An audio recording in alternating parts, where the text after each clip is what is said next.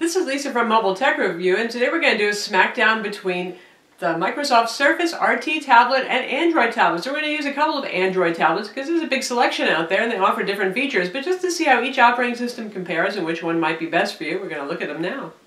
If you follow our videos, you know we've already done a smackdown between the Microsoft Surface RT tablet and the newest new iPad with Retina display, and this time we're doing Android, but Android is rather a varied ecosystem, so we're bringing two different kinds of tablets in for this comparison. We have the Samsung Galaxy Note 10.1 here, which is famous for its pen, active digital pen, something that neither of these two tablets have. You can only use capacitive styluses with them. So this is great for the note takers, the graphic artists, those of you who want to mark up PDFs. And then we have the Lenovo Ideapad S2110, which, like the Asus Transformer series of tablets, comes with a detachable keyboard dock right here. So it competes productivity-wise for those of you who actually do a whole lot of typing with the Surface that's available with this touch cover here that has a touch typable keyboard, and you can also get this with a clicky keyboard as well for $10 more, called the Touch Type keyboard. Both of the Android tablets have a 10.1-inch display. That's pretty much standard for Android tablets in the 10-inch class. Microsoft goes a little bit bigger with their 10.6-inch display. They all have 16:9 aspect ratio. 1366 by 768 resolution on the Surface tablet. And for these guys here, these are not HD tablets, so we have the usual 1280 by 800 resolution. So a little bit more pixels going on with the Surface. Not a super duper lot, but it's the same resolution as your average 13 to 15-inch laptop computer. And given the fact that the screen size is a little bigger, we're still looking at the same overall pixel density across all these products. They all have very good quality displays. Lenovo has an IPS display that's particularly bright. It's 400 nits of brightness. Samsung uses their PLS technology. Nice, colorful, not as blown out as you would see on Galaxy phones. And this guy has an IPS display as well. Not as bright as the Lenovo at 300 nits of brightness, but still a very nice display. Bonded Gorilla Glass here for safety. The operating system obviously is the biggest differentiator here. You have Microsoft Windows 8 RT running on the Surface tablet. And if you've watched our review of the RT tablet, you'll know that that means that it runs the full Windows 8 UI. You've got here the modern UI, plus the desktop. You have access to My Computer, the control panels, all those things you'd expect to see on a Windows computer, but it's running on an ARM Tegra 3 processor, so it doesn't run Intel and AMD applications meant for Windows 7. So it's a mobile operating system in that respect, not unlike Android. It does not run full Windows EXE applications. You're going to rely on getting apps from the Microsoft Store.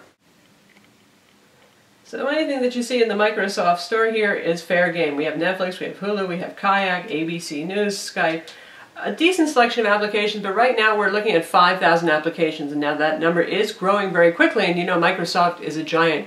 They have the force, shall we say, to get developers behind this, and since the same UI runs on all Windows 8 computers, there's certainly motivation for developers to get stuff going here. But that doesn't mean you're going to get full Adobe Photoshop or Call of Duty Modern Warfare 3 here.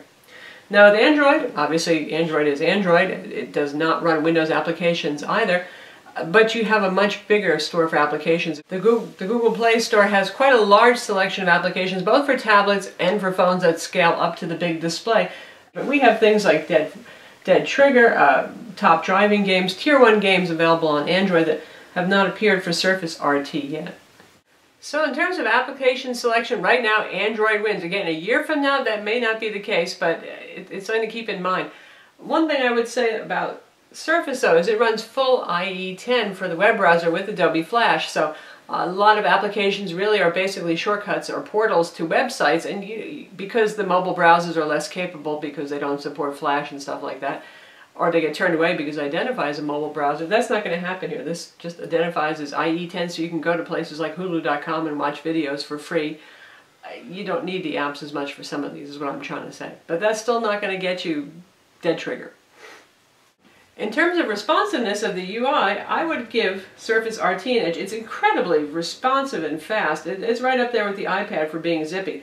Now, a lot of these applications that it comes with are based on having an online connection. Your news, sports, and weather kind of applications, your social networking stuff. So also, the perceived speed of a Surface RT tablet depends on how good your internet connection is.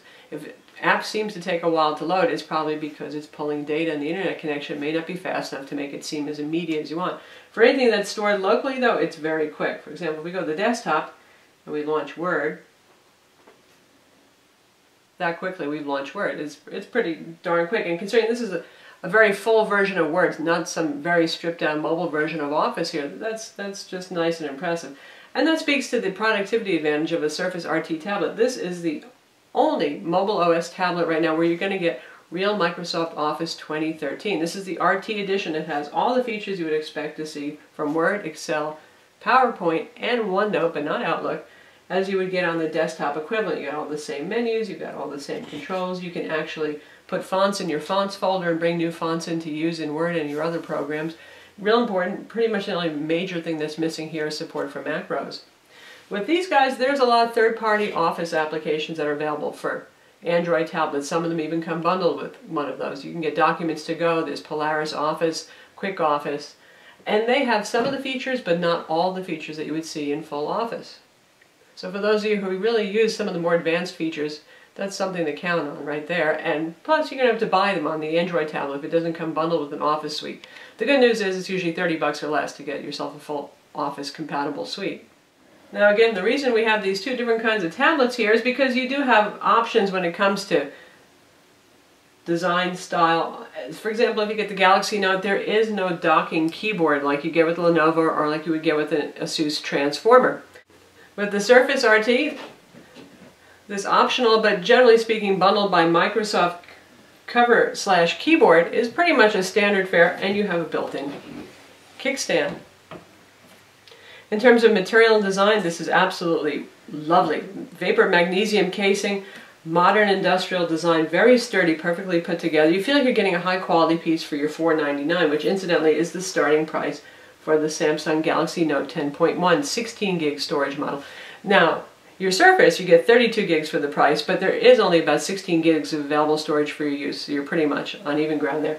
Lenovo's been doing some pretty serious budget things with the prices of their IdeaTab tablets, and they often have sales, but you should be able to find this with the keyboard dock bundle for around $550 or so on Lenovo's website. If you just buy the tablet alone, it's going to be a bit cheaper, and that's also for the 16 gig version. So if we compare these in terms of build, take this keyboard off, just pops right off. It's going to be a little bit longer because it's 10.6 versus 10.1 inches. It's also a little bit heavier. The Surface is a 1.5 pound tablet and the Galaxy Note 10.1 is about 1.2, 1.3 pounds. So a little bit of a difference, but not a huge difference. Now with the Galaxy, you can see it's quite thin. Both of these tablets are quite thin. The Surface is 0.37 inches. This is a little bit thinner. You get a very plasticky design. That's one thing that's typical of Samsung products. It's not a bad looking tablet. It's available in gray or in white. But it's plastic. It feels like plastic. You can flex it a little bit because it is. It doesn't look like the really posh, fancy thing that the Surface RT does. Now, if you're looking at something like the Asus Transformer Infinity with its really nice metal super slim casing, then you're talking about some quality design that competes with the Surface RT. The Lenovo, on the other hand, well, it's not going to win any beauty contests, but I actually really like the way that they've designed this keyboard dock right here. It surrounds the entire bottom of the tablet, unlike the Transformer Infinity, where it puts pressure on the display because it's only coming up in the center section and kind of resting against the glass. This may not be the prettiest thing, but it's really solid. Like the Transformer Infinity, there's a battery in here so you can extend your runtime significantly, and this is the best keyboard I have ever used on a transforming style device. And you close it. Stippled plastic. Yes, we're talking plastic. It's not really a gorgeous looking piece. It's serviceable, it's sturdy, it's not pretty. And when we take it out of the dock, it's actually a little bit more attractive. It looks like your typical tablet, doesn't it? Also fairly slim, also quite light, a little bit lighter than the Surface.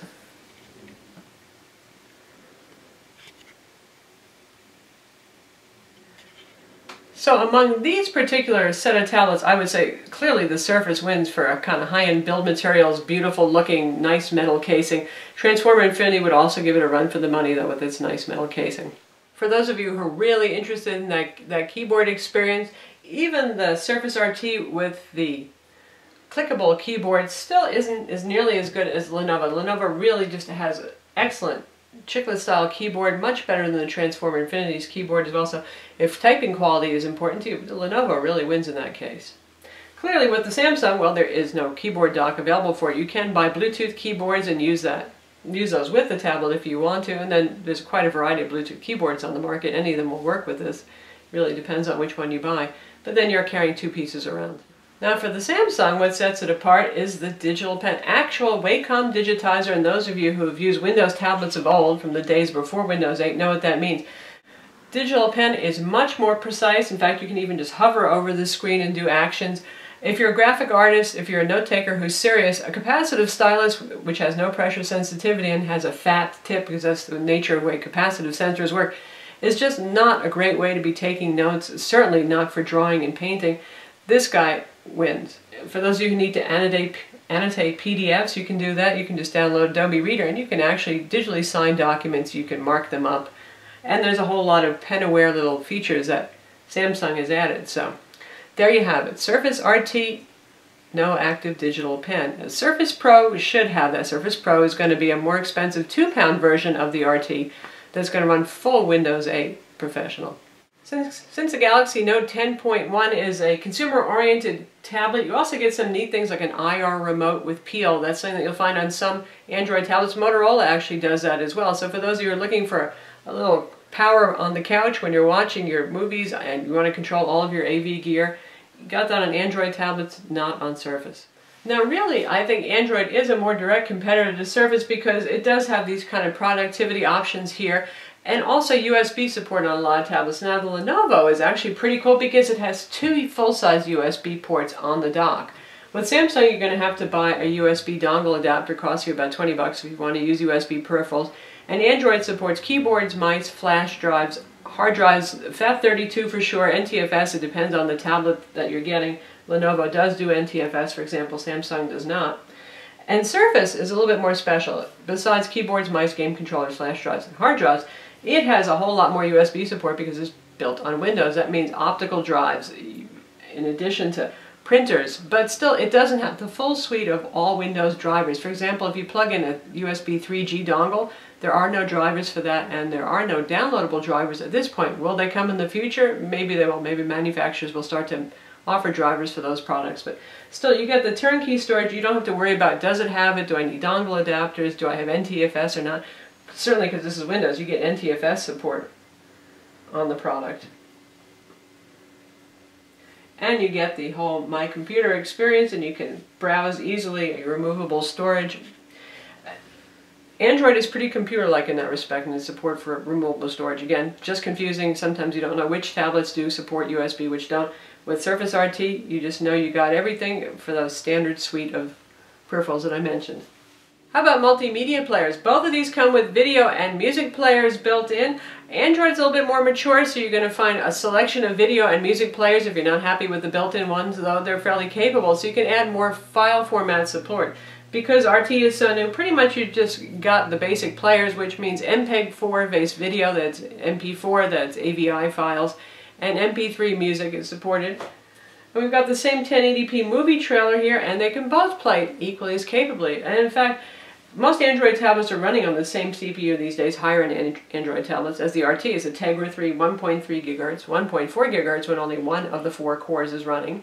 And the Samsung Galaxy Note has Samsung's amazing quad-core Exynos CPU, so all of these you've got about the same amount of horsepower to work with. So we'll check out the Avengers video here. Stereo speakers on both of these tablets. What do we do? Neither is hugely loud, but both offer pretty good stereo separation. Play just fine. One thing in favor of the Surface RT and also the Lenovo is micro HDMI out. If you want to watch this on a monitor or an HD TV, with the Samsung you're going to have to buy an adapter to get micro HDMI out. Now we'll play the same video on the Surface. Plays equally well. So when we needed them, not hugely high in speaker volume, but good quality sound. we never could. Now with all of these you have access to Netflix. There's actually a Netflix app, even though it's not really necessary on RT. And Hulu Plus, only regular Hulu is available on the RT because you can use IE10 and Flash to play that stuff. In terms of other streaming content, you get integration with Xbox Music and Xbox Video on the RT, formerly known as Zune Video and Music also. And with these guys, you have Google Play Store, you have Amazon MP3 Store. Amazon Prime Video, a little bit iffy. Adobe Flash is no longer available on the market for Android tablets. However, you can still find it yourself and download it. Go to Adobe's website, search for Adobe Flash for Android, download it, and then you run the little APK installer using your file manager to find it. And then you've got Adobe Flash. So you can still get Amazon Prime Video going there, but again, it's always been a little bit bulky, a little bit stress on an Android tablet. You also get Samsung's movie and music store going on this one. A lot of Android tablets and manufacturers get behind it and try to put up their own content. And of course on all of these you can stream Slack or other popular streaming radio services. Talking just tablet only and not keyboard dock to extend battery life, you're looking at about the same battery life for all these guys, which is about 8 hours on a charge with mixed use, including some video streaming, a couple of demanding tasks, and push email turned on.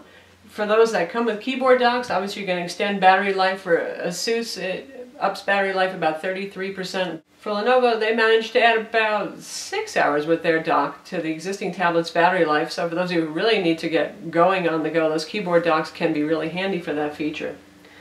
When it comes to cameras, Surface RT is 720p cameras front and back, really just designed for video chat on Skype. Not very nice photos. You're not going to be using them to take pictures. These guys have 5 megapixel cameras on the rear, front video chat cameras. Definitely better for taking pictures. The Samsung has a nicer camera than the Lenovo in terms of quality. Something you actually might use to capture some video and some photos here and there. Not a whole lot of Android tablets have 3G or 4G wireless. If they do, they're often offered by your carrier for those of us who are in the US. However, Lenovo does offer an unlocked 3G option. That's GSM-based 3G. If you want to use that as a full-size SIM card slot.